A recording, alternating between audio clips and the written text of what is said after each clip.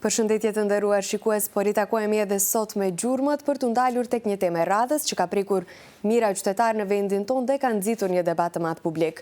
Do të flasim për tatimin mbi të ardhurat që qytetarët kanë marrë kryesisht nga jashtë, veçanërisht që nga viti 2020 e këtej. Drejtoria e të ardhurave publike ka njoftuar për kontrolle të rrepta edhe për tatime për të gjitha llojet e pagesave të marra nga jashtë, qofshin ato paga, honorar, punët freelance, të ardhura nga platforma si Airbnb apo Booking, nga fitimet nga kriptovalutat deri tek fitimet nga lojrat e fatit. Sipas ligjit, këto të ardhura duheshin që të tatimoheshin qysh më herët, mirë po deri sot për vite me radhë kontrollet pothuajse nuk janë bërë. Kështu që shumë qytetarë sot po përballen me një situatë të vështirë dhe ankohen vazhdimisht. Marrin fatura për para që i kanë marrë para 3, 4, 5 vitesh dhe natyrisht nuk i kanë më sepse i kanë përdorur për nevojat e tyre. E kjo një herazi ka nxitur edhe pyetje të mëdha nga ana e qytetarëve. Pse shteti nuk ka informuar më herët? A është i drejtë tatimi me vonesë? Kush e ka fajin që kontrollet nuk janë bërë ndër vite? Nga ana tjetër, institucionet kompetente thonë se ligji ka qenë gjithmonë i qartë. Tatimet janë detyrim dhe jo dëshirë dhe se problemet vijnë nga mosveprimi i qeverive të kaluara. Ndërkohë qytetarët kërkojnë më shumë transparencë, më shumë informim dhe më shumë drejtësi. Sot nuk do të flasim vetëm për problemet, do të prekim edhe pyetje më të thella. Pse paguajmë tatime? Ku duhet të shkojnë ato dhe a investohen, përkthehen këto tatime në investime për qytetarët? Për të diskutuar të gjitha këto çështje dhe për të shpjeguar më mirë se çfarë ndodh në të vërtetë, do të diskutojmë sot me profesorin universitar Lokman Hebibi. Mirë se erdhët. Mirë se ju gjej. Faleminderit për ftesën. Faleminderit juve. Dua ta nis para se të hym nga kjo tema më e thellë për këto tatimet që tashmë kanë filluar që nga viti 2020, dua të di pse paguan tatimet dhe ku shkojnë ato realisht. Se shumë qytetarë në vendin tonë nuk është se kanë kulturë tatimi, nuk dinë se pse duhet i paguajnë tatimet, nuk besojnë ato, pse i paguajnë tatimet. Faleminderit për pyetjen. Do të thotë tatimet paraqesin të hyra monetare të shtetit, me të cilat shteti financon shpenzimet publike. Dhe detyrimisht duhet të theksohet se tatimet janë burimi kryesor i të hyrave shtetërore. Dhe për nga natyra tatimet nuk kanë kundërshpërblim të drejtë për drejtë, mirë po ashtu siç e theksuat edhe në fillimin e programit, do të thotë në mënyrë indirekte duhet të kthehen tek qytetarët përmes investimeve kapitale. Do të thotë tatimet, jo që qytetarët hezitojnë të paguajnë tatime, si rezultati asaj se tatimet gjithmonë kanë qenë historikisht, do të thotë shikuar, tatimet gjithmonë kanë qenë prezente bile në kohët fundit në gjitha shtetet bashkëkohore, do të thotë vije deri tek zgjerimi i llojeve të tatimeve, zgjerimi i obliguesve tatimor, e në disa shtete edhe rritja e normës tatimore. Si rezultat i asaj se gjithmonë vjen në shprehje rritja e shpenzimeve shtetërore ose shpenzimeve publike. Pse kanë filluar pikërisht tani këto kontrolle që i rikthehemi vitet 2020 e tutje? Pikërisht ky veprim i drejtorisë së të ardhurave publike, domethënë bie ndesh me atë se në kohë qytetarët domethënë nuk kanë qenë të informuar me obligimet e tyre, domethënë për të deklaruar të ardhurat, e një pjesë prej tyre edhe për të paguar tatimet. Si rezultati i asaj se të gjitha të ardhurat të cilët realizohen jashtë shtetit, nëse në shtetin prej ku burojnë të ardhurat, janë paguar tatimet në të ardhurat, ato tatime nuk, sipas ligjeve në Republikën e Maqedonisë së Veriut, nuk duhet të implementohen ose të merren përsëri në vendin tonë. Si rezultati i asaj se shteti jonë ka të nënshkruara shumë marrëveshje ndërkombëtare, me të cilat shmanget tatimi dyfisht. Domethënë për të njëjtën burim tatimor nuk lejohet, domethënë edhe në aspektin teorik, do thotë është ndaluar, do thotë marrja e tatimit të dyfish për të njëjtin burim tatimor, pra në emër të njëjtit tatim. Një pyetje që e drejtojnë shumë qytetarë sot. A është e drejtë që qytetarët sot të paguajnë tatime për para që i kanë marrë 4-5 vite më parë?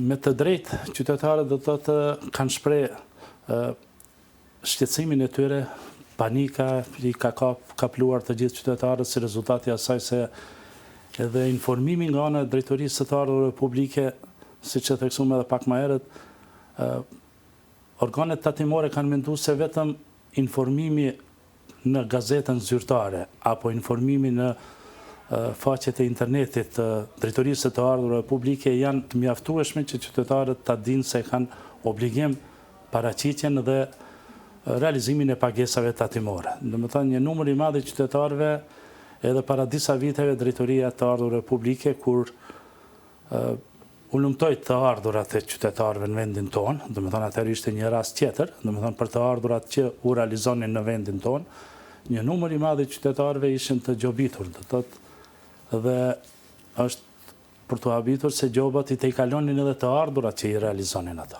Domethënë për një shumë të vogël të mjeteve financiare që i kanë realizuar nga nga honoraret ose nga qirate ndryshme, gjobat ishin enorme, do thotë gjobat ishin shumë fish më tepër se sa të ardhurat që i realizonin qytetarët.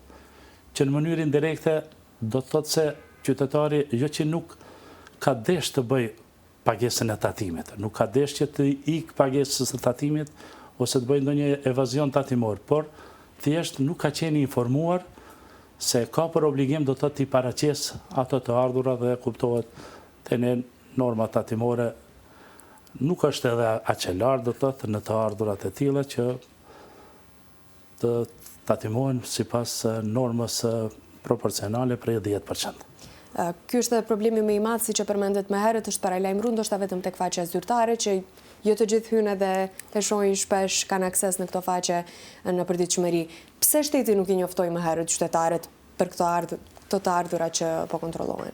Po si duket, shteti do të thotë edhe tash në kohë të fundit sigurojnë informacione do të thotë edhe nga bankat, kryesisht bankat evropiane, ku si rezultati i këmbimit të informatave, ato kanë ardhur deri tek informacionet e nevojshme se një kategori e madhe qytetarëve do të kanë realizuar të ardhura jashtë shtetit dhe ato të ardhura nuk i kanë deklaruar në Drejtorinë e të Ardhurave Publike. Që do të thotë se edhe në aspektin teorik, tatimet gjithmonë duhet obliguesi tatimor të jetë i njoftuar në kohë. Duhet të përzgjedhet edhe momenti kur duhet të arkëtohen ata. Pasi e dim se tatimet për nga natyra e zvoglojnë fuqinë ekonomike të obliguesit tatimor.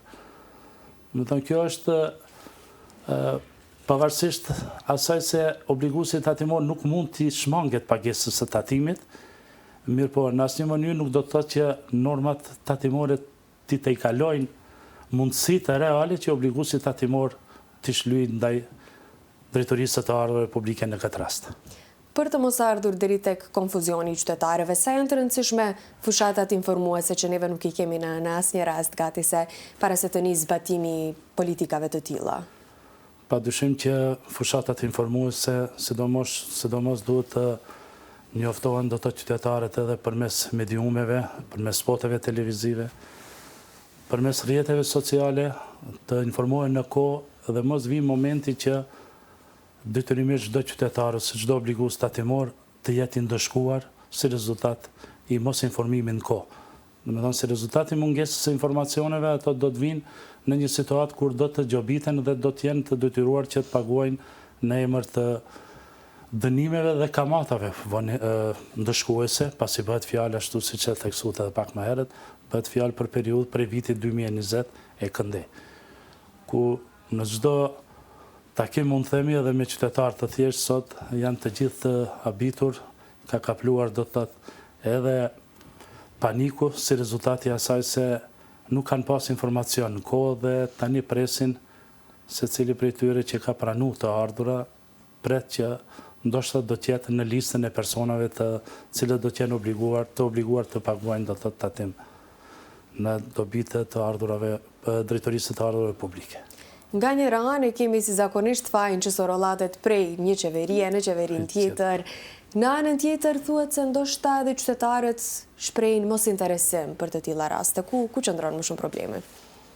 Po, si duket edhe qytetarët do të thotë nuk kanë predispozit domethënë që të vinë deri tek informacionet e tilla dhe kjo ka ndikuar që në fund pikërisht qytetarët janë ata të cilët do të do të bartin barën e këtyre ndëshkimeve dhe këtyre tatimeve. Është me rëndësi gjithmonë të theksohet se shkalla e tatimeve do të gjithmonë duhet jetë në nivel të mundësisë reale që qytetarët, ashtu si që theksuam edhe pak më herët, në kohën e duhur, si rezultati asaj se tatimet e kanë kuptimin edhe të përfitimeve të qytetarëve në forma indirekte. Atëherë, para se të vazhdojmë tutje, neve do të shkëputemi shumë shkurt për një hapësirë publicitare dhe rikthehemi përsëri në studio.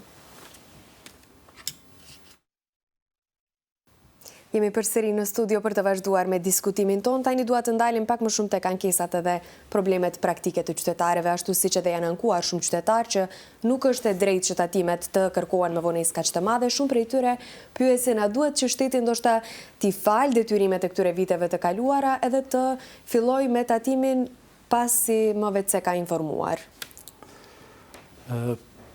Shqetësimi i qytetarëve do të thotë është me vend, se rezultati asaj se vonesat kanë ndikuar që qytetarët ndoshta edhe nuk do të jenë në mundësi financiare që të realizojnë ato detyrime, dhe nëse drejtoria e ardhurave publike praktikon edhe grumbullimin e kamatave ndëshkuese apo intereseve ndëshkuese, ajo do të arrit edhe më tepër do të thotë shqetësimin e qytetarëve. A është e mundur amnestimi nga pagesa e tatimeve? Sigurisht se është e mundur, në qoftë sidomos me procedurë legislative, do të thotë mund të rregullohet me ligj që të lirohen do të thotë nga pagesa e tatimeve për vitet e kaluara. Te ne ligji e thotë që vjetërsimi i këtyre lëndëve apo vjetërsimi i obligimit të pagesës së tatimit është viti në të cilin ndodhin burimet e të hyrave plus 5 vite të tjera, që do të thotë se edhe në vitin e fundit, në qoftë se organet tatimore inicojnë procedurë për grumbullimin e tatimeve, atëherë llogaritet pikfillimi pikërisht prej periudhës kur fillon vetëdijsimi apo mund të themi informimi, më mirë të themi informimi i qytetarëve se kanë obligime ndaj shtetit. Pse shumë qytetarë nuk e shohin pagimin e tatimit si investim, po më shumë si barë financiare? Te kjo pyetje do thotë mund të japim edhe një sqarim në aspektin asaj se tatimet duhet që në bazë të grumbullimeve që bëhen në të hyrat shtetërore të bëhet edhe rishpërndarja e tyre në për sektorë të ndryshëm, në për regione të caktuara. Në disa vende ne për fat keq sot dhe kësaj dite kemi infrastrukturë shumë prapambetur në krahasim me infrastrukturën që e kemi në disa pjesë të shtetit tonë. Për atë arsye, qytetarët hezitojnë në pagesën e tatimeve kur konstatojnë ose shohin se shteti shumë dopt investon sidomos në pjesën e investimeve kapitale në regionet ku ata jetojnë. Do të thotë të hyrat tatimore që grumbullohen duhet të ndahen në sektorë të ndryshëm, në mënyrë proporcionale, në regione të ndryshme, në mënyrë proporcionale. Ne tani e patëm atë periudhën edhe të kampanjës zgjedhore dhe për zgjedhjet parlamentare dhe pam në shumë regione të caktuara, do të thotë qytetarët ballafaqohen me mungesë të infrastrukturës elementare. Kushtet bazë. Do të thonë mungon infrastruktura elementare, rrugë, kanalizime, ujësillëse kështu me radhë, thotë që ishte temë aktuale këto ditët gjatë kampanjës zgjedhore që përfundoi tash para disa kohësh. Nëse këto pagesa nga tatimet nuk shkojnë në investime kapitale, ku i kanë qytetarët? Të hyrat shtetërore nuk po shpërndahen do të si duhet, edhe si rezultati i asaj se vendi jonë ballafaqohet me, mund të themi, me deficit të vazhdueshëm buxhetor. Një pjesë e madhe e buxhetit të shtetit shkon në emër të pagave për administratën publike, një pjesë prej tyre shkon për subvencione, ndihma sociale, një pjesë e madhe prej tyre shkon për shlyerjen e borxheve të mëhershme që janë marrë, do thotë borxhet publik, Dhe pos borxhet publik, një pjesë e buxhetit të shtetit shkon edhe në emër të kamatave apo intereseve për borxhet e huazuara më herët. Një pjesë e buxhetit shkon edhe për pensionet, që do të thotë se një pjesë mbi 60% e buxhetit të shtetit shkon për shpenzime rrjedhëse. Që në mënyrë indirekte shohim se mbetet më pak se gjysma e buxhetit për investime të tjera, zhvillimore, investime infrastrukturore, dhe për atë arsye qytetarët shumë pak e shohin atë kthimin indirekt të tatimeve që e paguajnë në dobi të buxhetit shtetëror. Si mund shteti të tregon qartë se ku shkon çdo euro e mbledhur nga tatimet e qytetarëve? Po sigurisht se këtu mungon edhe transparenca. Kjo është problemi më i madh që qytetarët hezitojnë. Transparenca, qytetarët nuk kanë informacione të sakta se ku po shkojnë mjetet e tyre, duke marrë parasysh se pikërisht mjetet buxhetore janë në interes që në mënyrë indirekte do të përfitonin të gjithë qytetarët. Duke marrë parasysh se tatimet, ashtu siç e theksuam, janë pakundërsh problem të drejtë për drejtë, mirë po në mënyrë indirekte duhet të përfitojnë të gjithë qytetarët. Pra, në emër të tatimeve, apo në tatimet të cilët grumbullohen, në mënyrë indirekte duhet kemi një sistem arsimor më cilësor në vendin tonë, një sistem shëndetësor më cilësor, që është do të thotë shqetësimi më i madh i qytetarëve sot, dhe në mënyrë indirekte pra të përfitojnë të gjithë qytetarët, edhe në investimet infrastrukturore e kështu me radhë. A duhet të ndryshuar politika tatimore dhe a ka nevojë vendi për një reformë të madhe tatimore? Po sigurisht se gjithmonë ka hapësirë që të bëhet përditësimi i regulativave ligjore tatimore, që do të thotë se në shikuar në përgjithësi normat tatimore në Republikën e Maqedonisë së Veriut nuk janë të larta, mirë po nuk i shohim ne si qytetarë do të thotë ato mjete buxhetore. Edhe si rezultati i burokracisë tepërt, fillojnë projekte, nuk bëhet në studime të fizibilitetit, zgjathen projektet. Në një farë forme shohim se edhe atëherë kur ka mjete buxhetore, projektet dështojnë ose zgjathen përtej afateve të caktuara kohore. Çdo zgjatje e projekteve dim se rrit koston e realizimit të një projekti, që ne e shohim do të thotë në të shumtën e rasteve se fillon një projekt dhe brenda kohës shumë fishohet shuma e mjeteve të parapara fillestare për realizimin e një projekti të tillë, si rezultati vonesave, si rezultati ndëshkimeve, apo si rezultati mund të themi i tejkalimeve të procedurave ligjore, shkelje të tenderimeve ndryshme, dhe kuptohet në çdo subjekt që i cenohet e drejta e tyre, pa ditë institucione shtetërore dhe realizojnë edhe përfitime konkrete në kurriz të qytetarëve. E këto vonesa janë ato që nuk kuptohet pse dëshpërojnë qytetarët, se presin diçka për vite me radhë dhe nuk realizohet asnjëherë. Më shumë i kemi për fushata zgjedhore këto premtime, më duket. Po, sigurisht se tani shohim që prioriteteve politike ju jepet pak më tepër prioritet, krahasim me prioritetet ekonomike. Në anën tjetër e dim se vetëm nxitja e zhvillimit ekonomik gjeneron të ardhura shtesë. Pasi nga të ardhurat ose të hyrat shtetërore mund të ndihmojnë ose të ndikohet edhe në nxitjen apo zhvillimin ekonomik të vendit, që në një farë forme do të kemi rritje të punësimeve, do të kemi ngritje të pagave dhe në mënyrë indirekte do të akumuloj shteti detyrimisht do të ardhura edhe më të larta. Për shkak se shumë qytetarë kryesisht të vendit tonë presin të ardhura nga jashtë, nga familjarë ose çfarë do qoftë situata, a duhet vendosur ndoshta një shumë minimale e të ardhurave nga jashtë në të cilat nuk paguhet tatim, të ketë një lloj kornize? Sipas ligjeve në vendin tonë, rezidentët tatimor, që në kupton qytetarët e këtij vendi, që kanë vendbanim të përhershëm, më tepër se 6 muaj brenda vitit. Ato në ligj thotë 183 ditë brenda vitit, do thotë që i bie 6 muaj brenda vitit. dhe realizon të ardhura jashtë shtetit, detyrimisht duhet ai rezident tatimor ti deklaroj në vendin tonë.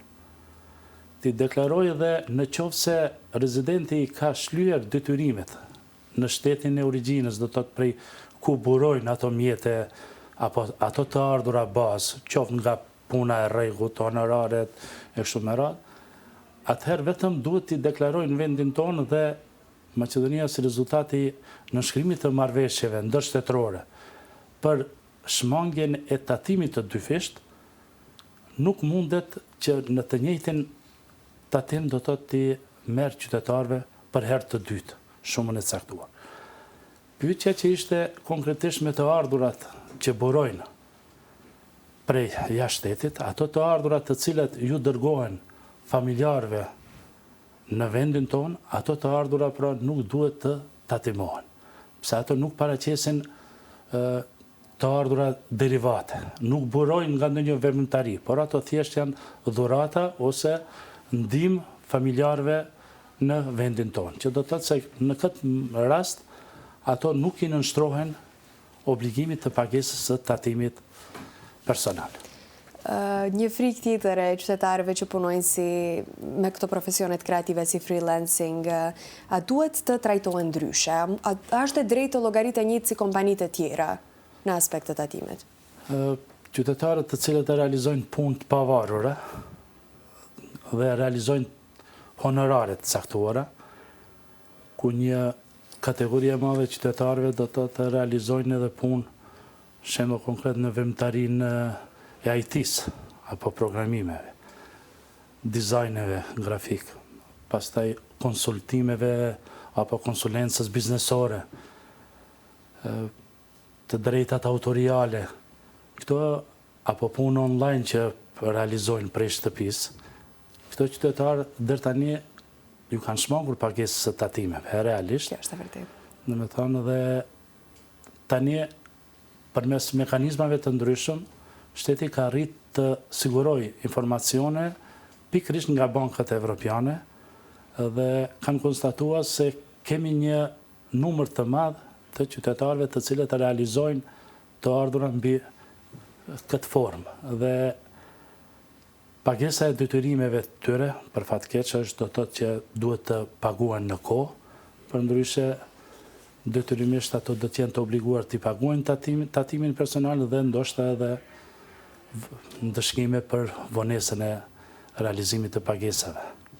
Si qëndrojmë ne në krahasim me rajonin flas Kosovë, Shqipëri, Serbi, apo edhe më gjerë për trajtimin e tatimin e të ardhurave nga jashtë, por jo vetëm, tatimin në përgjithësi?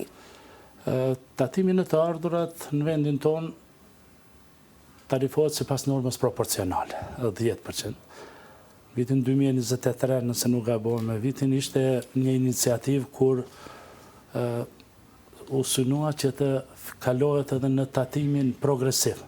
Domethënë qytetarët që realizojnë të ardhura më të larta të paguajnë më tepër, domethënë shkalla apo përqindja e pagesës apo norma tatimore të jetë më e lartë varësisht të ardhurave që i realizojnë, domethënë të kategorizohen në forma të ndryshme. Mirë po ju dëshmu si jo efektive dhe aktualisht ne kemi normën proporcionale prej 10%, që do të thotë se tani në disa momente nga një këndvështrim qofse analizojmë, shohim se të gjithë qytetarët, pavarësisht të ardhurave që i realizojnë, për të gjithë vlen norma tatimore e njëjtë. Që do të thotë se edhe ai që realizon minimumin e përfitimeve, edhe ato që realizojnë shuma më ramenzet përfitimeve, norma tatimore është identike. Mirë po kjo formë e grumbullimit të tatimeve është dëshmuar se është më e thjeshtë, më e lehtë dhe më ekspeditive në grumbullimin e tatimeve. Sa i përket çështjes së krahasimit me vendet e rajonit, kryesisht nëse krahasojmë me vendet e Ballkanit Perëndimor, mund të themi se Maqedonia apo Republika Maqedonisë së Veriut nuk ka normë të lartë të tatimit në të ardhura, se pikërisht Republika Maqedonisë së Veriut, Republika e Kosovës dhe Republika e Malit të Zi janë në minimumin e parapartë, për dallim nga Republika e Shqipërisë Serbia kështu me radhë që i kanë normat tatimore në tatimin në të ardhurat i kanë më të larta. Çfarë duhet të bëjnë institucionet tona tani që sado kudo t'ia lehtësojnë këtë barë qytetarëve dhe ndoshta të përmirësohet në përgjithësi ky proces? Ekzistojnë mekanizma të ndryshëm se çka duhet të veprohet. Në radhë parë, informimi është desht që të realizohet në kohë, dhe unë mendoj që si rezultati mos informimi në kohë, qytetarët paktën ato të cilët nuk kanë obligim të pagesës së tatimit në të ardhura, a një numër i madh i tyre, do të thënë, i kanë të realizuar ose i kanë të paguar tatimet në vendet ku i kanë siguruar ato të ardhura. Pra, shembull konkret, nëse një rezident tatimor i vendit tonë ka realizu të ardhura në Gjermani, ka realizu pagesat, do të thënë detyrimisht edhe atje nuk mund t'i shmangen pagesës së tatimit. Ata është desh që vetëm t'i deklarojnë në vendin tonë dhe në qoftë se dëshmojnë se e kanë shlyer detyrimin, e kanë të paguar në fakt detyrimin për të ardhurat personale, në qoftë se ajo përqindje të i kalon 10% që është në vendin tonë, me ligj e rregulluar, atëherë ato do të lirohen nga pagesa e tatimit. Ligji ashtu e thekson, do thotë që nëse qytetari shembull ka paguar në emër të tatimit në të ardhura, ka paguar 8%, ai tani do duhet të paguajë vetëm dallimin prej 2% në të ardhurat e realizuar, që të konsiderohet se tatimi në të ardhurat për atë rezident tatimor është lyer konform dispozitave ligjore. Sa e kanë të njohur qytetarët tonë të gjithë këtë procedurën e pagimit të tatimeve, rëndësinë e tatimeve, dhe a duhet ndoshta të kemi më shumë të japim rëndësi edukimit financiar si në institucione arsimore? Sigurisht që kjo shkallë e informimit për llojin e tillë të tatimeve nuk është në nivelin e kënaqshëm, që do të thotë se duhet në të shumtën e rasteve paraprakisht të ndërmerren veprime, të cilët veprime do të sensibilizojnë dhe do të informohen qytetarët për të ardhurat dhe tyre që duhet të paguhen në emër të tatimeve. Do të thotë të ardhurat që i kanë realizu dhe në bazë të atyre të ardhurave kanë për obligim të bëjnë pagesat të tilla tatimore. Ne tani kemi një periudhë shumë të shkurtë kohore kur përmes mediumeve pam që edhe Ministria e Arsimit ka filluar procedurën me ndryshimet në vetëdijsimin e qytetarëve, do thotë me drejtorinë e të ardhurave publike janë duke punuar në drejtim të sensibilizimit dhe informimit të qytetarëve, të nxënësve të shkollave të mesme, të shkollave fillore, me rëndësinë e grumbullimit të tatimeve, se ato do të jenë në të mirën e përgjithshme. Sigurisht. Atëherë neve do të shkëputemi edhe një herë për një hapësirë të shkurtër publicitare dhe rikthehemi përsëri në studio. U rikthyem përsëri në studio për të vazhduar edhe bisedën tonë mbi politika tatimore në vendin tonë. Tani dua të di, a është e zakonshme që në vendet e tjera të tatohen pagat, honorarët, freelancing, kjo politikë tatimore që është tani në vendin tonë? Të ardhurat të cilët i realizojnë rezidentët e vendit tonë, mbi çfarë do lloj forme, qoftë në formë të pagave bazë, qoftë në formë të honorareve, shërbimeve intelektuale, qoftë në formë të qirave nga bizneset e tyre, qoftë në formë të qirave nga pasuritë e tyre që i posedojnë jashtë shtetit, detyrimisht nëse janë rezident tatimor në vendin tonë, duhet t'i deklarojnë në drejtorinë e të ardhurave publike.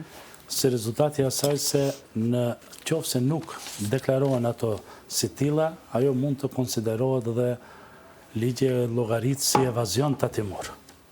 Fshehje e tatimit, që zakonisht fshehja e tatimit në disa momente mund të burojë edhe si rezultati mos informimin në kohë, do me thënë nga ana e obliguesve tatimor, se ajo që edhe po ndodh aktualisht. Ajo është për fat keq, do të thotë është tani dukuri prezente në vendin tonë, pasi siç e theksova edhe që në fillim, një kategori e madhe qytetarëve që i kanë të shlyera detyrimet në shtetin prej ku i kanë sigurua ato të ardhura, ato e kanë për obligim vetëm të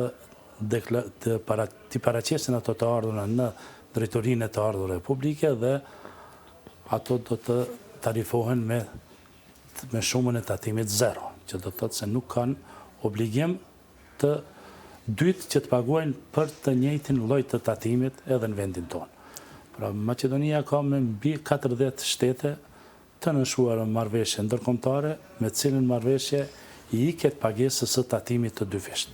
Edhe me vendet ku më shumë të neve na intereson në vendet e shteteve, me vendet e shteteve evropiane, me thënë të Evropës perëndimore, me Zvicër, Gjermani, Austri e kështu me radhë, ka të nënshuar me marrëveshje të tillë, me cilën marrëveshje lirohen obliguese tatimor që të paguajnë në emër të njëjtit tatim 2 herë tatimin e njëjtë.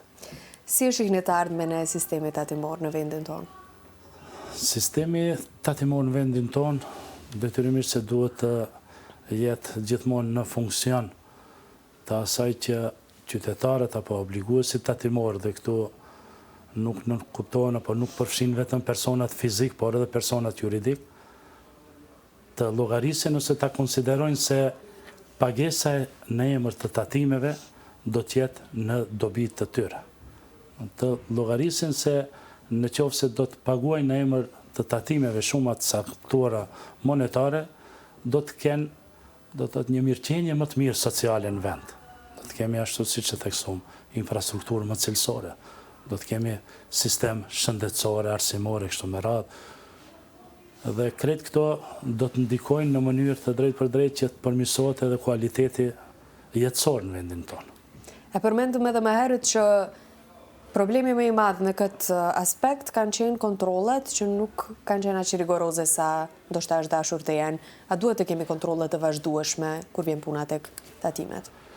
Po sigurisht që ky lloj mos informimi në kohë nuk guxon që të përsëritet, si rezultati asaj se shteti planifikon gjithmonë që të realizojë të ardhura të parapara në bazë të hyrave që i realizojnë dhe me ato të ardhura të mbuloj pjesën më të madhe të shpenzimeve, duke llogaritur se tatimet marrin pjesë me një përqindje më të lartë në të hyrat e përgjithshme të shtetit.